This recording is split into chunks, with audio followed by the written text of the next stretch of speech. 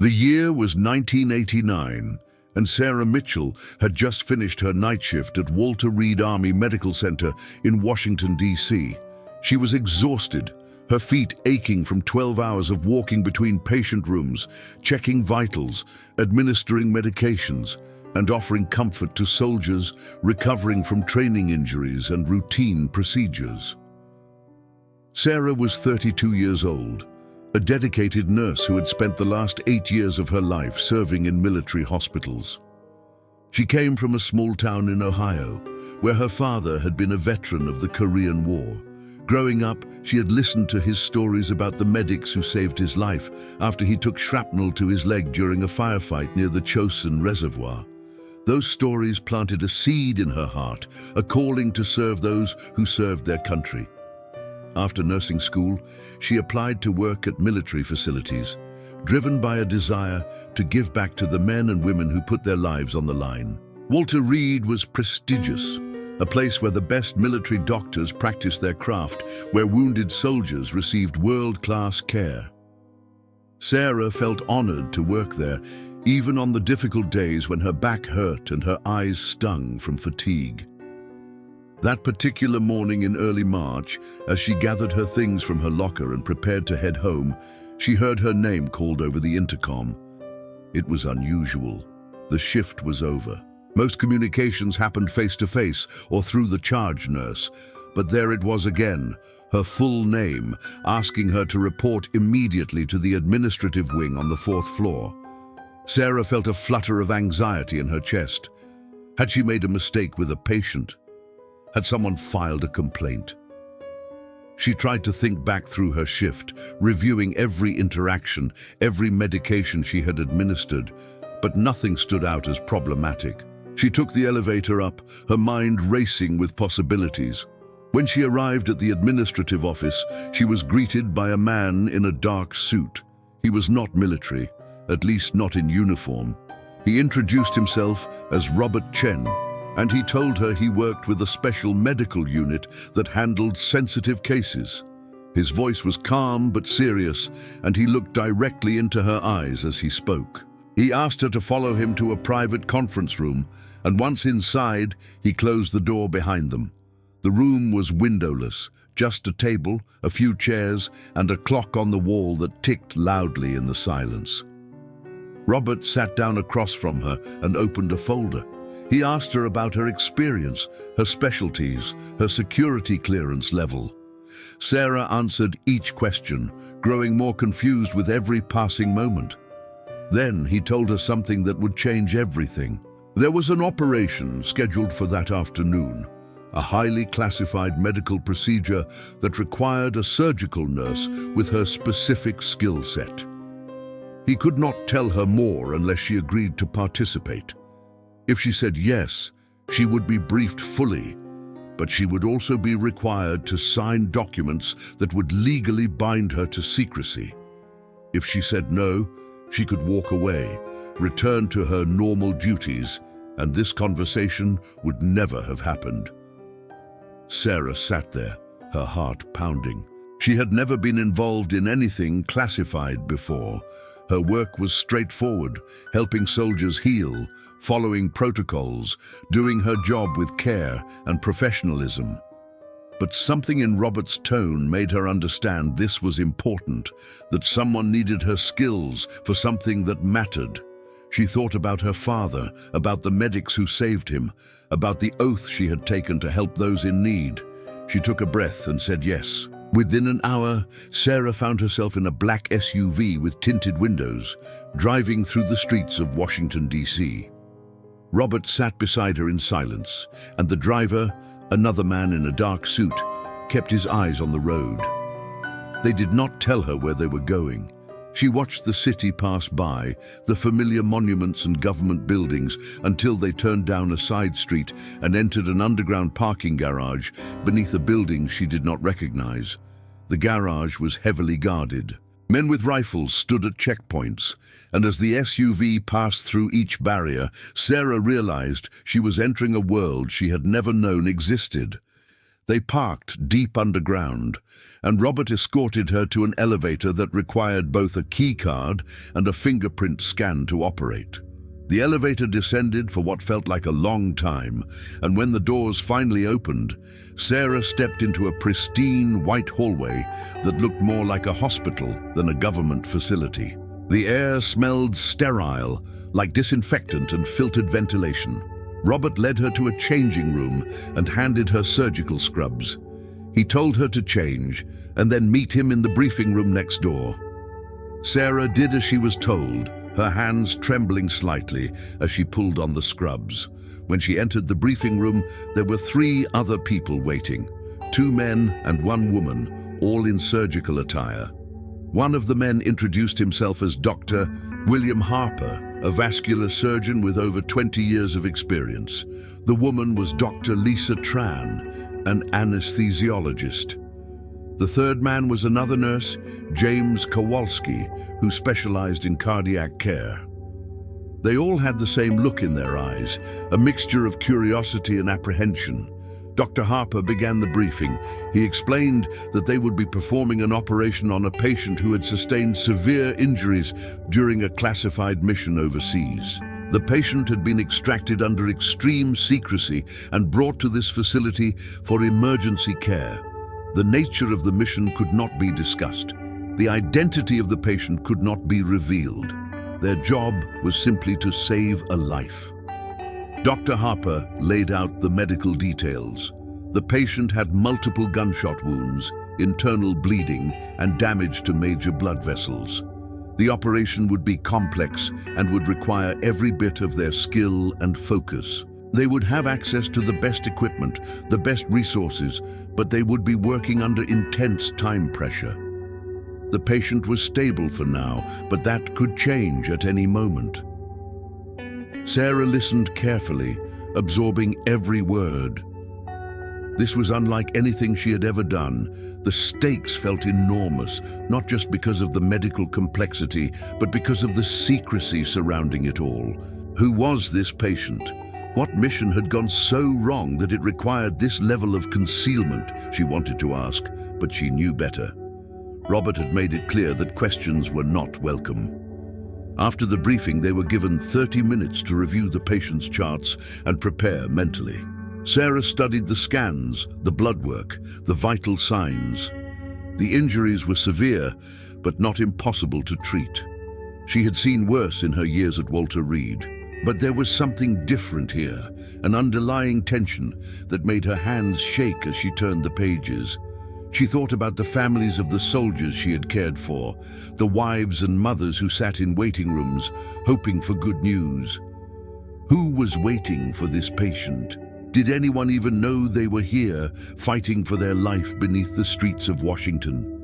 The operating room was state-of-the-art, equipped with technology Sarah had only read about in medical journals. The lights were bright and adjustable.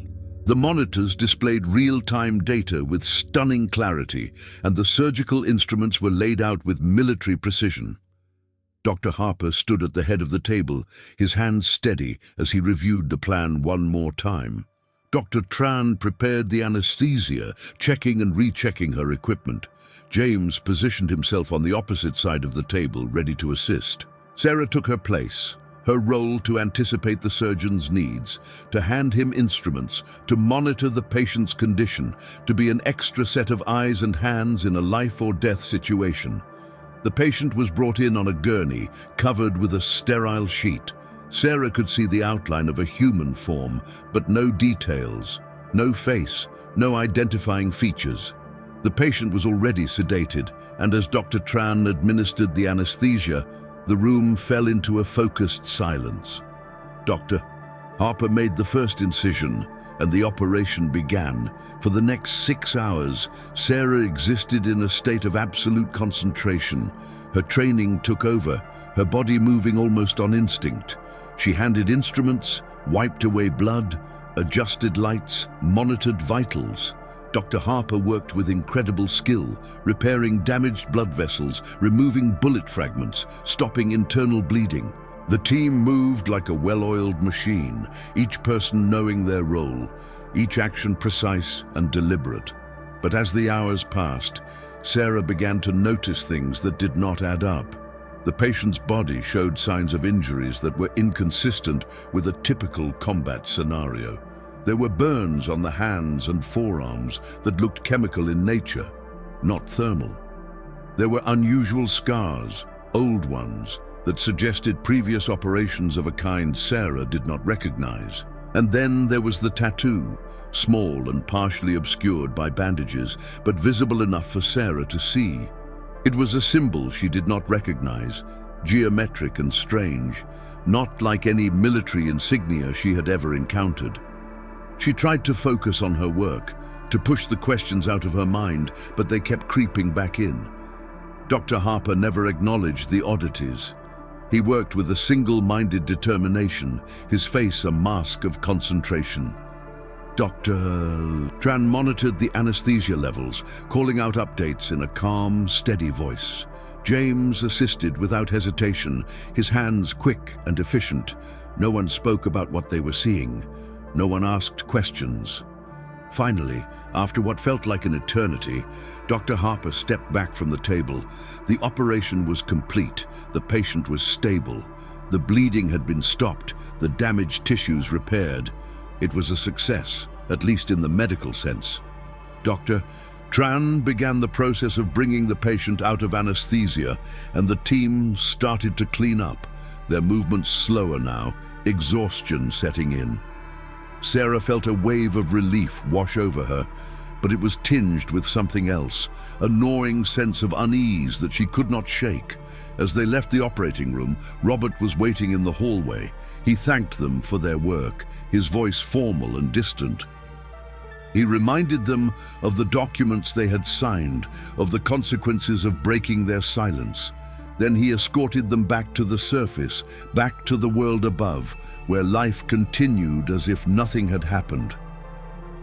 Sarah returned to Walter Reed the next day, slipping back into her regular routine, as if the previous day had been a dream. She cared for her patients, followed her protocols, smiled and made small talk with her colleagues. But inside, her mind was spinning. She could not stop thinking about the operation, about the strange injuries, about the symbol she had seen. She wanted to talk to someone, to process what she had experienced, but she knew she could not. The documents she had signed were clear. Any disclosure, any hint of what had happened would result in severe legal consequences. She could lose her job, her nursing license, even face criminal charges. So she stayed silent, locking the experience away in a corner of her mind, trying to forget. But forgetting was impossible. Over the following weeks, Sarah found herself paying closer attention to the news, scanning headlines for any mention of classified missions or covert operations. She found nothing. There were stories about tensions in the Middle East, about drug cartels in South America, about Cold War rivalries that still simmered beneath the surface of global politics, but nothing that seemed to connect to what she had witnessed. She started to wonder if the operation had even been real, if perhaps she had imagined the whole thing. But then she would see the small scar on her wrist, a cut she had gotten when a surgical instrument slipped during the procedure, and she would know it had been real. One evening, about a month after the operation, Sarah was having dinner at a small diner near her apartment. She sat alone in a booth, eating a burger and flipping through a magazine, when a man slid into the seat across from her. It was Robert Chen. Sarah's heart jumped into her throat. She had not seen him since that day, and his sudden appearance filled her with dread. Robert ordered a coffee from the waitress and then leaned back in the seat, his expression unreadable. He told Sarah that the patient had recovered fully and had been returned to active status. He thanked her again for her professionalism and her discretion. Then he said something that chilled her to the bone. He told her that there were people who were very interested in what had happened that day, people who were not authorized to know. He said that there had been inquiries, unofficial ones, from journalists and researchers who seemed to have picked up on whispers of something unusual. He wanted to make sure Sarah understood the importance of maintaining her silence, not just for her own sake, but for the sake of national security. Sarah assured him that she had not spoken to anyone, that she had no intention of ever doing so. Robert nodded, finished his coffee, and left without another word. Sarah sat there, her appetite gone, her hands shaking.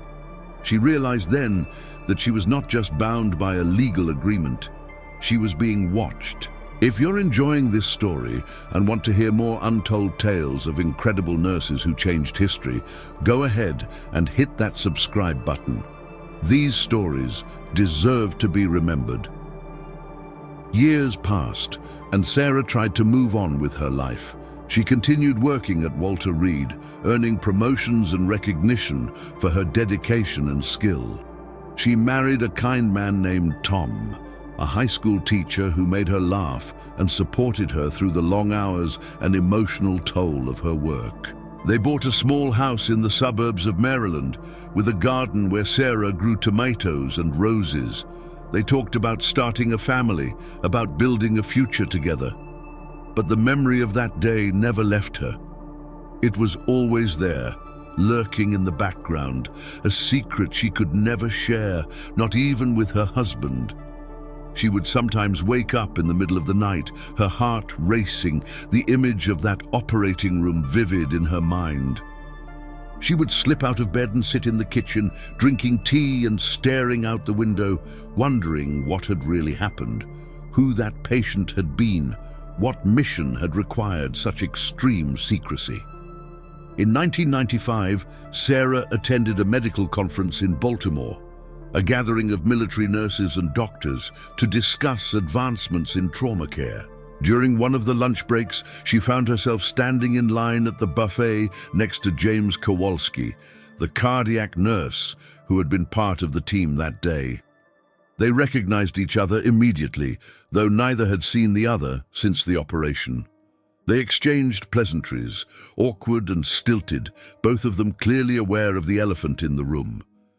Then James leaned in close and whispered something that made Sarah's blood run cold.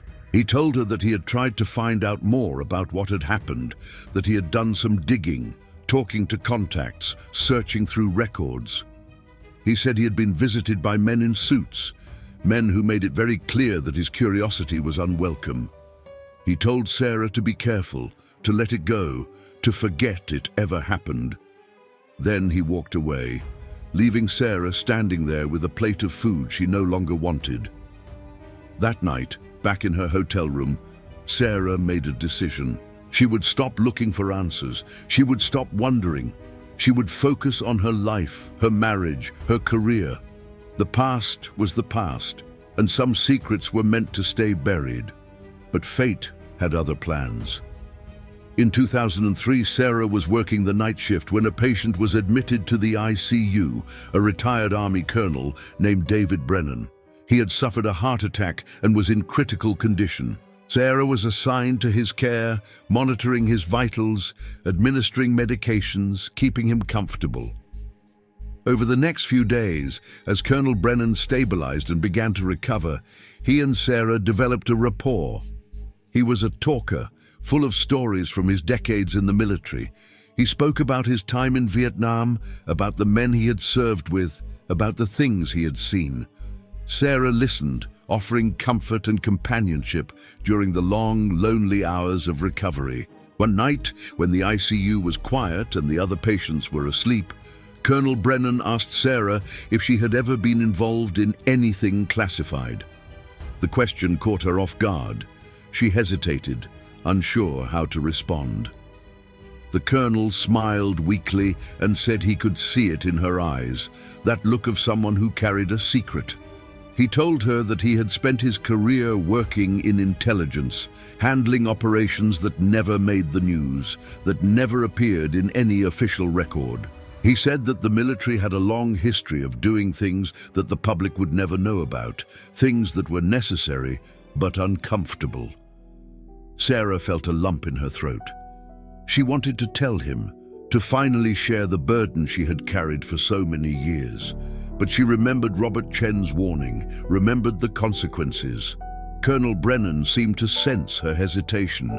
He told her that he understood, that some things were better left unsaid. But then, he said something that made Sarah's heart stop.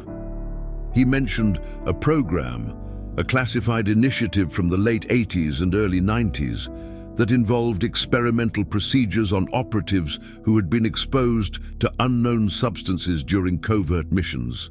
He said the program had been shut down after concerns about ethics and legality, but not before several procedures had been performed.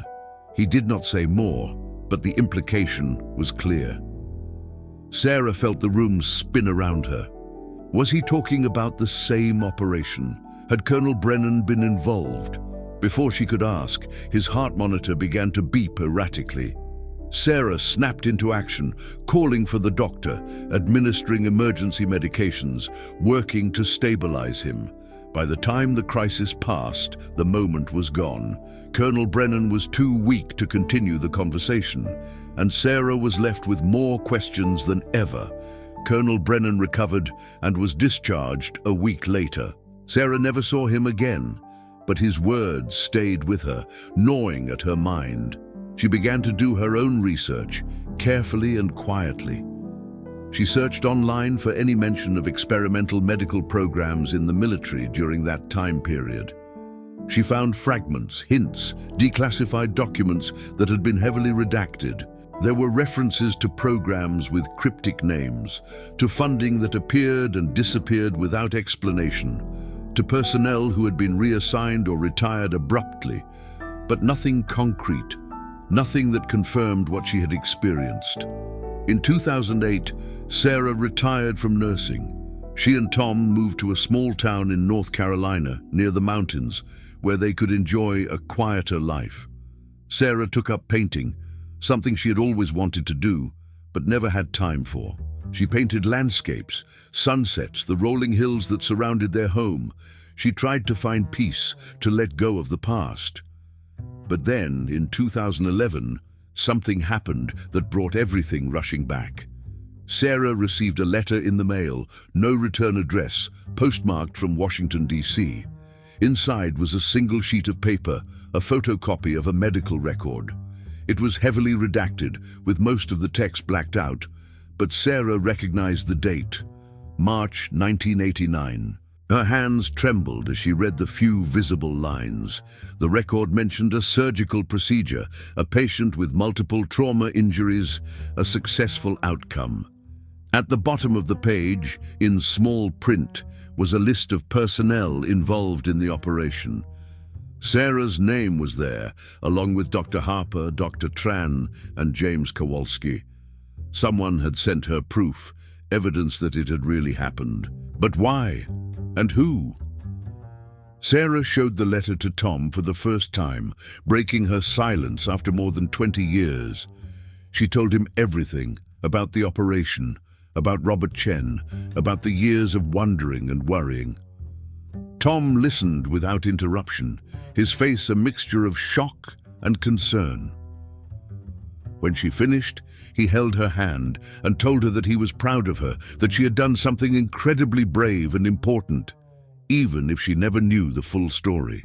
He urged her to let it go, to not let it consume her. But Sarah could not let it go. Not anymore. Sarah decided to try one more time to find answers. She contacted a journalist named Rebecca Torres, a reporter known for investigating government cover-ups and classified operations. Rebecca was skeptical at first, but when Sarah showed her the medical record, her interest was piqued. They met in a coffee shop in Raleigh, away from prying eyes, and Sarah told her story from beginning to end. Rebecca listened intently, taking notes, asking questions. She told Sarah that she had heard rumors over the years about black site medical facilities, about operations that existed outside the normal chain of command.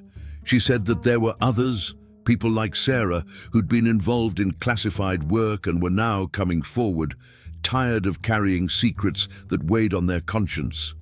Rebecca promised to investigate, to see what she could uncover. Over the next several months, Rebecca dug deep. She filed Freedom of Information Act requests, interviewed former military personnel, tracked down leads that went nowhere. She faced resistance at every turn, documents that were denied, sources who refused to talk, dead ends that seemed deliberately constructed. But she persisted, driven by the belief that the truth mattered, that people like Sarah deserved to know what they had been part of. Finally, in early 2012, Rebecca called Sarah with news. She had found something, a former intelligence officer who was willing to talk, off the record. His name was Michael Stafford, and he had worked in a unit that coordinated classified medical operations during the late 80s. Rebecca arranged a meeting, and Sarah agreed to attend, hoping for closure.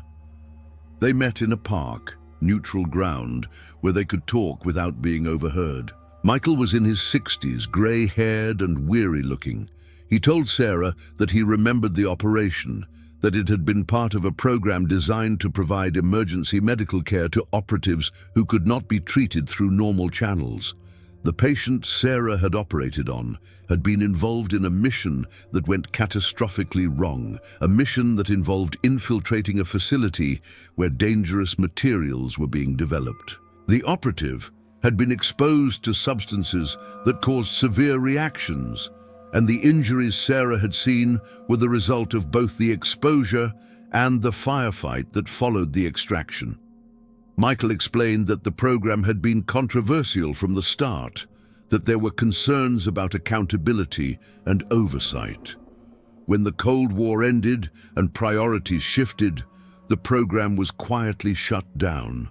The records were sealed, the personnel were reassigned, and everyone involved was sworn to secrecy. Michael said that he had carried his own guilt for years, knowing that people like Sarah had been used without fully understanding what they were part of. He apologized, though Sarah knew the apology was not his to give. Rebecca asked Michael if he would go on the record, if he would allow his testimony to be published. Michael hesitated, then shook his head. He said that he had a family, grandchildren, a life he did not want to jeopardize. He had told Sarah what he knew because he believed she deserved the truth, but he could not risk more than that. Rebecca understood, and Sarah did too. Some battles could not be won, some truths would remain hidden, protected by layers of secrecy and power that were impossible to penetrate. Rebecca wrote her article, carefully crafting it to avoid revealing too much while still telling Sarah's story. She focused on the broader issue of classified medical operations, the ethical questions they raised, the impact on the personnel involved. She interviewed other nurses and doctors who had similar experiences, people who had been called upon to perform procedures they could not discuss, who had lived with the weight of secrecy for decades. The article was published in a respected investigative journal, and it garnered attention. Some readers were outraged, demanding more transparency from the government. Others were dismissive, calling it conspiracy theories and exaggeration. The Pentagon issued a brief statement, neither confirming nor denying the existence of such programs, citing national security concerns. Sarah read the article with mixed emotions. On one hand, she felt a sense of validation, of finally being heard. On the other hand, nothing had really changed. The operation she had been part of remained classified, the details still locked away, but in the weeks and months that followed, something unexpected happened. Sarah began to receive letters and emails from other people, nurses, doctors, technicians, who had been part of similar operations. They thanked her for speaking out, for giving voice to experiences they had thought they were alone in carrying. They shared their own stories, their own struggles with secrecy and silence. Sarah realized that she was not alone, that there was a community of people who understood what she had been through. She started a support group, an informal network where they could talk openly, away from the constraints of official channels. It was not much, but it was something. It was a way to heal, to process, to find meaning in experiences that had felt isolating and burdensome. Tom supported her every step of the way, attending meetings, listening to stories, offering encouragement. Sarah found a new purpose, not in seeking answers about that one operation, but in helping others who had walked similar paths. In 2018, Sarah received one final piece of the puzzle. She got a call from Dr. Lisa Tran, the anesthesiologist from that day in 1989.